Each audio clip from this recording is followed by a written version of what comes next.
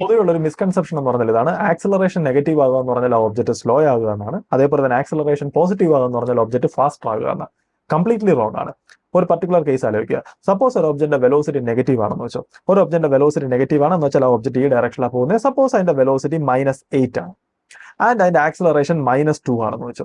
എങ്കിൽ എന്ത് സംഭവിക്കും? ഓരോ സെക്കൻഡിലും അതിന്റെ വെലോസിറ്റി -2 വെച്ച് ഇൻക്രീസ് ചെയ്യും. അതായത് ഇനിഷ്യലി അതിന്റെ വെലോസിറ്റി -8 ആണ്. ഒരു സെക്കൻഡ് കഴിയുമ്പോൾ അതിന്റെ വെലോസിറ്റി -8 + -2 ആവും. എന്ന് വെച്ച് കഴിഞ്ഞാൽ ഒരു സെക്കൻഡ് കഴിയുമ്പോൾ അതിന്റെ വെലോസിറ്റി -10 ആവും. എന്ന് വെച്ച് കഴിഞ്ഞാൽ അതിന്റെ ഇനിഷ്യൽ വെലോസിറ്റി -8 ആയിരുന്നു. ഒരു സെക്കൻഡ് കഴിഞ്ഞപ്പോൾ അതിന്റെ ഫൈനൽ വെലോസിറ്റി -10 ആയി.